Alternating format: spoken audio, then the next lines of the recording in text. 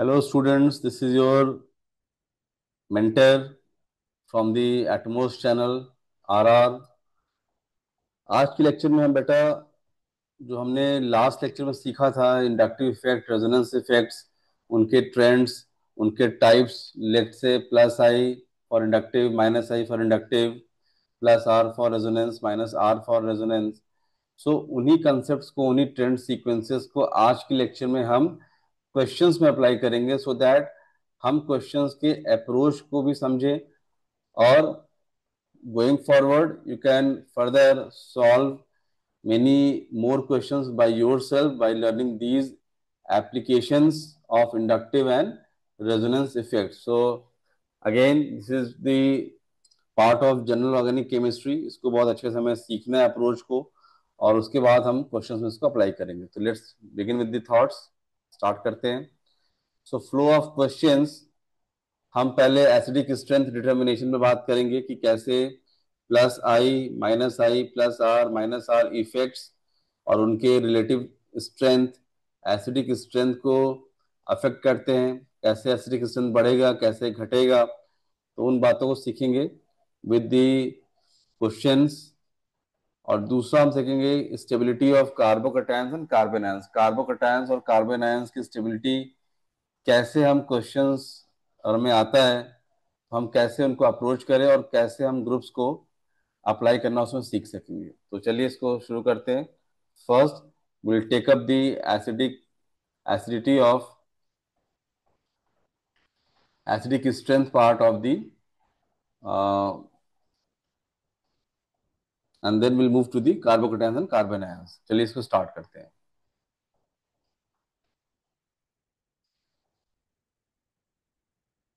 So acidic strength determination तो बहुत simple सा एक लाइन थॉट है कि कोई भी एसिड होगा वो क्या करेगा, H प्लस को रिलीज करेगा। बहुत सिंपल थॉट है कि एसिड H प्लस को रिलीज करता है। लेट से और मैं बात करूं कि अल्कोहल ROH, अब ROH अल्कोहल अगर एसिड है तो ये H प्लस देगा, बनेगा RO माइनस, अल्कोक्साइड आयन और H प्लस। सो एसिड से बना हुआ एनायन कहलाता है कॉन्जुगेट बेस। एसिड का जो एनायन है वो कॉन्जुगेट बेस है। तो कोई भी कॉन्जुगेट बेस जितना स्टेबल हो, स्टेबल का क्या मतलब है कि जो नेगेटिव चार्ज वो स्प्रेड हो, लेस इंटेंसिफाइड हो। और लेस इंटेंसिफाइड कब होगा, जब लेट्स से इन अल्कोक्साइड जो आर ग्रुप है, अल्काइल ग्रुप है, ये अगर सब्स्टिट्यूएंट इसमें प्लेस है कि अगर ये इलेक्ट्रॉन को पुल करेगा तो इलेक्ट्रॉन डेंसिटी डिक्रीज करेगा, और अगर इलेक्ट्रॉन देता है अल्काइल ग्रुप तो ये नेगेटिव चार्ज इंटेंसिफाई करेगा। जितना नेगेटिव चार्ज इंटेंसिफाई करेगा उतना ही कॉन्जुगेट बेस की स्टेबिलिटी डिक्रीज करेगा। और कॉन्जुगेट बेस अगर स्टेबल कम होगा तो एसिडिक स्ट्रेंथ पुअर होगा, एसिडिक स्ट्रेंथ पुअर होगा। तो वन लाइन थॉट है, कोई भी एसिड एसिड तब है जब वो H प्लस आयन को रिलीज करे। H प्लस आयन रिलीज करने के बाद जो एनायन पार्ट है उसको हम कॉन्जुगेट बेस करें। उस कॉन्जुगेट बेस की अगर चार्ज लेस इंटेंसिफाइड है तो उसकी स्टेबिलिटी ज्यादा होगी, और अगर चार्ज मोर इंटेंसिफाइड है तो उसकी स्टेबिलिटी कम होगी। तो अगर चार्ज मोर इंटेंसिफाइड है दैट मीन्स कि कॉन्जुगेट बेस कम स्टेबल है और एसिडिक स्ट्रेंथ कम होगा। तो more is the stability of conjugate base, more will be the acidic strength. और स्टेबिलिटी कॉन्जुगेट बेस ज्यादा कब है, जब नेगेटिव चार्ज कम इंटेंसिफाइड हो, कम नेगेटिव चार्ज हो, नेगेटिव चार्ज स्प्रेड हो। तो उसी को यहाँ पर मेंशन किया पॉइंट्स में, stability of conjugate base by diminishing, उसकी इंटेंसिटी को कम करना है। Diminishing the negative charge, negative charge की इंटेंसिटी को कम करना है। कम करने के लिए बहुत सिंपल सी बात है कि हमें ऐसे ग्रुप लगाने हैं जो नेगेटिव चार्ज की इलेक्ट्रॉन डेंसिटी को खींचे, खींचे मतलब क्या, माइनस आई या माइनस आर एक्सर्टिंग ग्रुप लगाइए तो नेगेटिव चार्ज लेस इंटेंसिफाई होगा, उससे कॉन्जुगेट बेस की स्टेबिलिटी बढ़ेगी और एसिडिक स्ट्रेंथ बेटर होगा। सो हमें इलेक्ट्रॉन विड्रॉइंग ग्रुप्स लगाने, like minus R minus I groups लगाने हैं, जो कॉन्जुगेट बेस को स्टेबलाइज करेगा और इसकी स्टेबिलिटी बढ़ने से एसिडिक स्ट्रेंथ बेटर होगा। तो मोर स्टेबल, ये थर्ड पॉइंट या last point is very important.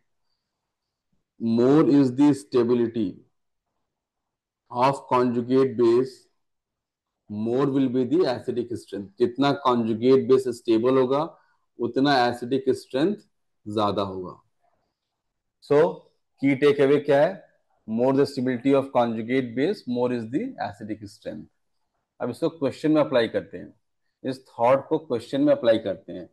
तो minus I minus R electron खींचेंगे, उससे कॉन्जुगेट बेस की नेगेटिव चार्ज इंटेंसिटी कम होगा और उसकी एसिडिक स्ट्रेंथ ज्यादा होगी, एंड वाइस वर्सा। चलिए इसको अप्लाई करते हैं क्वेश्चंस में। सो example to understand acidic strength, मैंने क्या एग्जाम्पल लिया है, फिनॉल। तो first structure, let's say structure 1 is phenol, structure 2 is meta nitrophenol, ये मेटा पोजीशन है, and structure 3 is para nitrophenol. तो यहाँ ये पैरा पोजीशन है, पैरा नाइट्रोफिनॉल है। Structure 2 is meta nitrophenol and structure 1 is unsubstituted phenol, unsubstituted phenol। इस तरह से हमने तीन स्ट्रक्चर्स लिए हैं, and let's apply the concepts ताकि हम इसको करें। तो हमने लास्ट क्लास, कल के लेक्चर में ये आपको कम्युनिकेट किया था, इन्फॉर्म किया था, गाइड किया था कि जो NO2 ग्रुप है वो मेटा पोजीशन पर सिर्फ माइनस आई लगाता है और ऑर्थो और पैरा पोजीशंस पर अपना माइनस आर फैक्टर भी लगाएगा अलॉन्ग विद माइनस आई। तो पैरा पोजीशंस पर NO2 अपने दो इफेक्ट से, माइनस आर और माइनस ए, दोनों इफेक्ट से इलेक्ट्रॉन डेंसिटी अपनी ओर पुल कर रहा है, अपनी ओर खींच रहा है, जिससे जो आपका कॉन्जुगेट बेस होगा phenoxide ion plus H plus, जो कॉन्जुगेट बेस फिनॉक्साइड आयन है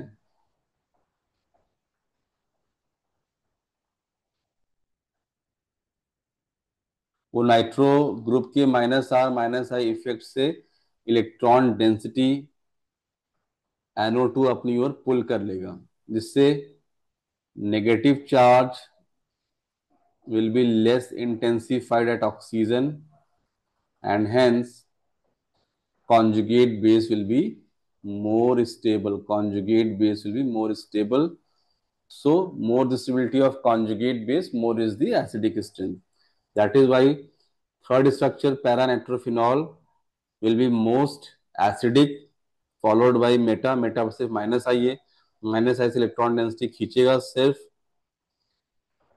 रिंग के जो बॉन्ड पेयर के इलेक्ट्रॉन्स है, बॉन्ड पेयर के इलेक्ट्रॉन्स को अपनी तरफ ये NO2 ग्रुप पुल करेगा। रेजोनेंस इफेक्ट यहाँ पर नहीं है, no minus R effect at meta position, कल बताया था मैंने लेक्चर में आपको। इसलिए NO2 at meta position is weaker electron withdrawing, और पैरा पर क्या है, स्ट्रॉन्गर इलेक्ट्रॉन विड्रॉइंग। और फिनॉल में there is no substitution, there is no groups attached. So जो इसकी इलेक्ट्रॉन डेंसिटी है वो ऐसा मेंटेन रहेगा। तो फिनॉल से फिनॉक्साइड बनेगा और फिनॉक्साइड बनने के बाद इसको फर्दर, इस कॉन्जुगेट बेस को कोई इलेक्ट्रॉन विड्रॉइंग ग्रुप नहीं है, तो ये एज सच इसकी इलेक्ट्रॉन डेंसिटी यहाँ रहेगी फिनॉक्साइड की, ये लेस इंटेंसिफाई नहीं हो रहा है। जबकि पैरा नाइट्रोफिनॉल में significantly electron density phenoxide O negative की डिमिनिश हो रहा है, लेस इंटेंसिफाई हो रहा है, because of minus R minus I factors effects applied from the para position, और मेटा पर सिर्फ माइनस आई इफेक्ट लगने से इलेक्ट्रॉन डेंसिटी मॉडरेटली पुल्ड हो रहा है फ्रॉम द फिनॉक्साइड। सो अगर मैं यहाँ पर बात करूँ कि decreasing order of acidic strength, so अब बहुत क्लियर हो चुका है। यहाँ हम कह सकते हैं एसिडिक स्ट्रेंथ का order,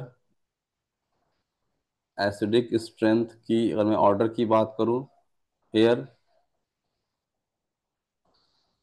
in decreasing for order, so third is most acidic, followed by second and then first. तो आपने देखा कि किस तरह से फिजिकल ऑर्गेनिक इफेक्ट्स, रेजोनेंस हो या इंडक्टिव इफेक्ट हो, और उसकी आपको नॉलेज है, उसका आपको अगर जानकारी है, तो आप उसको आराम से क्वेश्चन में अप्लाई कर सकते हैं and you can easily reach to the correct answer of any question in organic chemistry, right?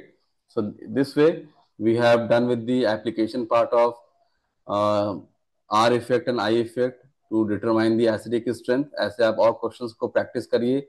कोई आपको डाउट होता है तो हमें आप शेयर करिए थ्रू ईमेल, चैट में मेंशन करिए। Let us move on to the next part, stability of carbocations and carbanions. कैसे हम किसी कार्बोकैटायंस और कार्बेनॉन्स की स्टेबिलिटी को इन्फर कर पाएंगे, कर पाएंगे। तो कार्बोकैटायन का मतलब होता है कार्बन पर प्लस चार्ज का होना, simple. Carbocation means carbon containing positive charge, while carbon ion means carbon containing negative charge. तो चार्ज बेटा कोई सा भी हो, प्लस चार्ज हो या माइनस चार्ज हो, सिंपली चार्ज की इंटेंसिटी को, चार्ज की तीव्रता को कम करना है। तो प्लस अगर है चार्ज, कार्बोकैटायन केस अगर है, तो उस केस में चार्ज की इंटेंसिटी कम कैसे होगी? उसको इलेक्ट्रॉन देकर, इलेक्ट्रॉन देंगे मतलब आपको कार्बोकैटायन से इलेक्ट्रॉन डोनेटिंग ग्रुप लगाना है, प्लस आर या प्लस आई या दोनों। तो उस कार्बोकैटायन की स्टेबिलिटी बढ़ेगी, और स्टेबिलिटी बढ़ेगी तो फर्दर इसकी रिएक्टिविटी भी बढ़ेगी। तो आज की क्लास में हम स्टेबिलिटी की बात करेंगे।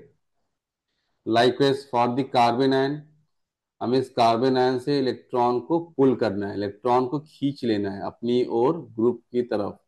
तो ऐसे ग्रुप लगाने हैं जो माइनस आई या माइनस आर वाले हो, इलेक्ट्रॉन पुल कर ले। इलेक्ट्रॉन विदड्रॉइंग ग्रुप्स लगाने EWG, सो दैट कि कार्बन आयन का नेगेटिव चार्ज लेस इंटेंसिफाई हो, चार्ज स्प्रेड हो और इसकी स्टेबिलिटी बढ़े है।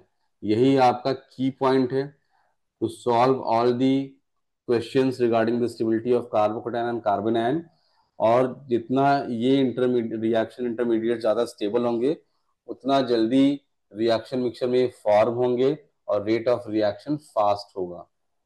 तो आज की क्लास में हम सिर्फ स्टेबिलिटी की बात कर लेते हैं। तो चलिए, for any charge to become more stable, for any charge to become more stable, हमें फॉलोइंग की पॉइंट्स को ध्यान देना है। चार्ज स्टेबल कब होगा? तो पहला की पॉइंट है कि हमें intensity of charge should be less, intense charge की इंटेंसिटी कम हो, चार्ज की इंटेंसिटी आपको कम करनी है, charge intensity should be less, पहला पॉइंट है। दूसरा, structure should have octet of all atom, अगर सारे एटम्स का ऑक्टेट पूरा है, 8 इलेक्ट्रॉन का सराउंडिंग पूरा है, तो उस स्ट्रक्चर को हम स्टेबल मानते हैं। Octet is necessary for stability of the structure। Third important point है, तो चार्ज को लेस इंटेंसिफाई करने के लिए, अगर कार्बोकैटायन है प्लस चार्ज, उसको लेस इंटेंसिफाई करने के लिए हमें क्या करना है? इलेक्ट्रॉन डोनेटिंग ग्रुप लगाने, like plus R plus I. While in case of carbon ions बेटा, माइनस चार्ज जहाँ, वहां इलेक्ट्रॉन को विड्रॉ करना है, इलेक्ट्रॉन विड्रॉइंग मतलब minus R minus I exerting आपको ग्रुप्स लगाने to stabilize the carbon ion. ये आपका कोर थॉट है, ये आपको सिंपल लैंग्वेज में कहीं और नहीं मिलता है। हमने कोशिश किया कि एटमोस पर आपको हर चीज केमिस्ट्री की सिंपलेस्ट वे में आप तक पहुंचाएं, ताकि आप अपने कंसेप्ट को रिफाइन करें, स्ट्रेंथन करें और अपनी एप्लीकेशंस को आप एक मुकाम दें, एक उसको चैनलाइज करें कि हम सारे क्वेश्चंस बनाने में सक्षम बन पाए। चलिए, so let's move to the application part now. एक क्वेश्चन लेते हैं, समझते हैं। सो आपके सामने एक क्वेश्चन है। हमें यहाँ पर कुछ 7 कार्बोकैटायंस दिए हैं और हमें यहाँ पर स्टेबिलिटी का डिक्रीजिंग ऑर्डर इसको करना है, स्टेबिलिटी डिक्रीजिंग ऑर्डर। तो बहुत सिंपल है, मैंने पीछे भी कहा आपको कि कार्बोकैटायन की स्टेबिलिटी के लिए हमें चार्ज को लेस इंटेंसिफाई करना है। लेस इंटेंसिफाई कैसे होगा? इलेक्ट्रॉन देकर। Electron donating group plus R plus I. चलिए देखते हैं। तो स्ट्रक्चर वन में NO2 माइनस आई लगाता है बेटा।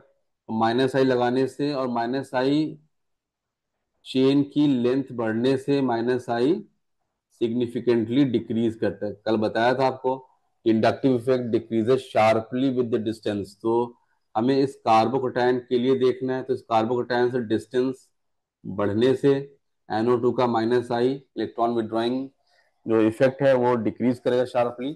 तो यहाँ पर NO2 एक मॉडरेट इलेक्ट्रॉन विड्रॉइंग ग्रुप है, minus I only, no minus R. Structure number two में अगेन आप देखिए यहाँ नाइट्रोजन है, तो नाइट्रोजन भी इलेक्ट्रॉन पुल करेगा और डिस्टेंस बढ़ने से यहाँ NH2 का जो माइनस आई है वो भी शार्पली डिक्रीज करेगा। और यहाँ पर NH2 कैसे बिहेव कर रहा है? As a electron withdrawing group.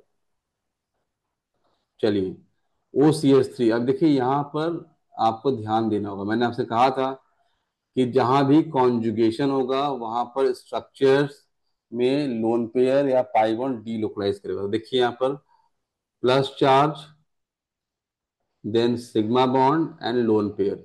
तो lone pair sigma and plus, this is also a case of conjugation. और जहां कॉन्जुगेशन होगा, जो चीज कॉन्जुगेशन में वो मूव कर जाएगा, डीलोकलाइज कर जाएगा। तो लोन पेयर यहाँ पर डीलोकलाइज करेगा towards the carbocation by its effect known as plus R. तो प्लस आर से इलेक्ट्रॉन देगा, प्लस आर सिग्निफिकेंट है। तो कार्बोकैटायन का जो प्लस चार्ज है वो लेस इंटेंसिफाई होगा, स्टेबिलिटी बढ़ेगी। और RO CH3O RO माइनस आई भी लगाता है, लेकिन मैंने आपको कल की क्लास में बताया था कि जहां भी रेजोनेंस इंडक्टिव दोनों लगेगा हमेशा रेजोनेंस लीड करेगा एक्सेप्ट इन हैलोजेंस। तो यहाँ पर plus R will be more than minus I. So OCH3 is all together OCH3 is altogether electron electron donating group, electron donating group. क्योंकि प्लस आर ज्यादा है माइनस आई से, तो net electron देगा, electron donating group. Electron देगा तो plus charge carbocation की stability बढ़ेगी। Then structure number four. अब यहाँ पर देखिए स्ट्रक्चर नंबर फोर में HO है एज अ ग्रुप, और सेक्शन नंबर थ्री में ग्रुप क्या था? RO। RO क्या होता है? Methoxide.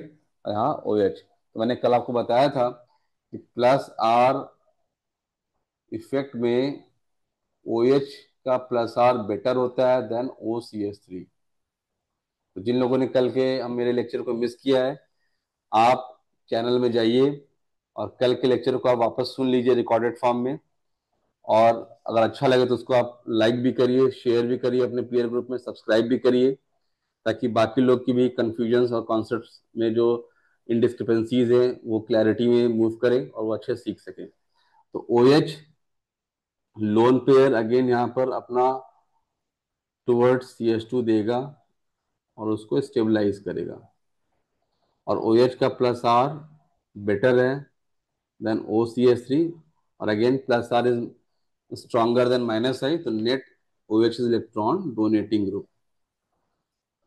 NH2 is even better, plus R exerting group. वो प्लस आर और more than minus I, plus R इसका ज्यादा होगा। तो NH2 और OH में NH2 का प्लस आर बेटर होता है। मैंने कल की क्लास में एक डिटेल्ड सीक्वेंस मेंशन किया था, और कल के शॉर्ट्स में भी मैंने plus I minus I plus R minus R आपको शेयर किया है। आप उसको जरूर व्यू करिए, देखिए, और लगता है कि इन्हें आपको और बेनिफिट दे रहा है तो keep on sharing those also. In structure number six अब देखिए NO2 उसी कार्बन से लगा जहां प्लस चार्ज है, और ये इलेक्ट्रॉन खींचने वाला ग्रुप है, माइनस आई लगाता है। इसलिए ये प्लस चार्ज कार्बोकेटायन का इंटेंसीफाई होगा तो स्टेबिलिटी इसकी डिक्रीज करेगी, राइट। इसकी स्टेबिलिटी डिक्रीज करेगी। और CH3O group in structure number 7 it is not conjugated with the CH2 plus carbocation because वहां पर कॉन्जुगेशन नहीं है। क्यों कॉन्जुगेशन नहीं है? Lone pair, sigma bond, there is no conjugation. Alternate एक छोड़कर होना चाहिए। तो यहाँ पर CH3 ग्रुप सिर्फ क्या लगाएगा? माइनस आई, और माइनस आई लगने से कैसे बिहेव करेगा? Electron withdrawing group. चलिए, तो अब इन थॉट्स को हम गिवन 4 ऑप्शन में देखते हैं। फर्स्ट ऑप्शन कहता है seventh is more stable then third. Third क्या है? Seventh structure, this is seventh, और थर्ड स्ट्रक्चर क्या आ गया? थर्ड ये रहा। तो थर्ड में क्या है? रेजोनेंस है, रेजोनेंस इलेक्ट्रॉन दे रहे हैं। Third of course will be much much stable then that of seventh. तो आपका ऑप्शन नंबर फर्स्ट रॉन्ग हो गया। इस तरह से आपको ऑप्शन डिस्कार्ड करने हैं। ऑप्शन टू देखिए, कहता है fifth structure is more stable then third. Fifth structure में रेजोनेंस है, ओके, और थर्ड स्ट्रक्चर में भी रेजोनेंस है, बट NH2 का, हाँ NH2 का रेजोनेंस इस थर्ड से बेटर होगा, ये बात सही है। तो fifth is more than third, ये बात तो सही है। Then third is more stable than fourth. अब हमने कहा ना कि OCH3 का रेजोनेंस वीकर है, तो थर्ड में OCH3 है, फोर्थ में OH है, और OH का resonance plus are effect stronger है, इसलिए fourth will be more stable then third. तो ऑप्शन टू भी डिस्कार्ड हो गया। ऑप्शन नंबर थर्ड देखिए, कहता है fifth will be more stable, fifth में प्लस आर है देन फोर्थ। फोर्थ में प्लस आर, बट फिफ्थ का प्लस आर NH2 ग्रुप लगा रहा है, उसका प्लस आर बेटर होता है देन OH ग्रुप, तो ये बात तो सही है। फिर fourth is more stable then third कहता है, तो फोर्थ में OH का प्लस आर है, और थर्ड में OCH3 का, ये बात भी सही है। तो third is more stable then second, third में रेजोनेंस है, सेकेंड में माइनस इलेक्ट्रॉन विड्रॉ कर रहे हैं, बात सही है। Second is more stable then seventh, seventh में OCH3 इलेक्ट्रॉन पुल कर रहा है, OCH3 का stronger electron minus I effect है, तो ज्यादा इलेक्ट्रॉन पुल करेगा, बात सही है। और seventh is more stable then first, तो NO2 is even having a good minus I effect, better minus I effect than OCH3, ये बात भी सही है। और first is more stable then six, six में NO2 ग्रुप, सिक्स में NO2 group CH2 plus carbon से जुड़ा है, तो डिस्टेंस क्लोजेस्ट है, डिस्टेंस क्लोज होने से इंडक्टिव इफेक्ट स्ट्रॉन्गर होगा। So all together option number third, decreasing order of stability of carbocation sounds better, और ये करेक्ट दिख रहा है। फोर्थ ऑप्शन में कह रहा है कि six is more stable then first. Six में तो इलेक्ट्रॉन विदड्रॉइंग ग्रुप है, और फर्स्ट में भी इलेक्ट्रॉन विदड्रॉइंग, बट सिक्स वाला क्लोजेस्ट है और फर्स्ट वाला फार्दर है, इसलिए जितना पास होगा उतना इसका इंडक्टिव इफेक्ट ज्यादा होगा। तो six can't be more stable then first, ये आपका फोर्थ ऑप्शन भी गलत हो गया। तो इस तरह से आपको सारे क्वेश्चंस में अपने थॉट्स को अप्लाई करते हुए चीजों को सॉल्व करिए। Friends, sequence plus I minus I plus R minus R आपको याद होना चाहिए, तो क्वेश्चन आप कर पाएंगे। चलिए, now let's take the stability of carbanion. अब कार्बन आयन की बात करते हैं, तो कार्बन आयन को स्टेबलाइज अगर करना है तो उसको इलेक्ट्रॉन देंगे या विड्रॉ करेंगे? तो ऑफ कोर्स हमें चार्ज की इंटेंसिटी कम करनी है, यहाँ चार्ज नेगेटिव है, हमें इलेक्ट्रॉन खींचना होगा, मतलब माइनस आई माइनस आर वाले ग्रुप्स को लगाने पड़ेंगे, नेट इलेक्ट्रॉन विड्रॉइंग ग्रुप्स होने चाहिए। तो OCH3 कैसा ग्रुप है? OCH3 प्लस आर, ओ के पास लोन पेयर है, ये प्लस आर एक्सर्टिंग ग्रुप है, प्लस आर। और माइनस आई, और प्लस और माइनस आई में से प्लस और डोमिनेट करेगा, स्ट्रॉन्गर हो। तो नेट इलेक्ट्रॉन डोनेटिंग ग्रुप है, देखिए बहुत सिंपल जा रहा है, एकदम तय हो जा रहा है अगर आपको ट्रेंड्स याद है। तो plus R is stronger than minus है, तो O C S C electron donating group है, इलेक्ट्रॉन देगा। तो बेंजाइल कार्बन आयन का जो सी माइनस है, इसकी नेगेटिव चार्ज इंटेंसीफाई होगा, और नेगेटिव चार्ज के इंटेंसीफाई होने से स्टेबिलिटी डिक्रीज करेगी। तो फर्स्ट वाले में नेगेटिव चार्ज क्या हो रहा बेटा, इंटेंसीफाई। तो फर्स्ट वाला हमें कमजोर स्टेबल है। सेकंड में ओ सी एस थ्री सिर्फ माइनस आई लगाएगा, क्योंकि मेटा पोजीशन पर, और मेटा पोजीशन पर रेजोनेंस नहीं होता, तो no plus R, only minus I. And third structure में अगेन पैरा पर है, तो प्लस आर और माइनस है, plus R will be dominating, तो ये भी इलेक्ट्रॉन डोनेटिंग ग्रुप हुआ। तो इलेक्ट्रॉन विड्रॉइंग सिर्फ कहाँ पर है, सेकंड में, मेटा पर माइनस आई लग रहा है, तो इसलिए सबसे ज्यादा स्टेबल सेकंड होगा। अब उससे कम फर्स्ट और थर्ड में रेजोनेंस डिसाइड नहीं कर पा रहा, क्यों, ऑर्थो पैरा पर रेजोनेंस बराबर लगता है, पैरा पोजीशन हो चाहे ऑर्थो पोजीशन हो, रेजोनेंस इन दोनों प्लेसेस पर प्लस आर बराबर, मतलब कि बराबर रेजोनेंस इलेक्ट्रॉन देगा। तो कौन डिफरेंशिएट करेगा, इंडक्टिव।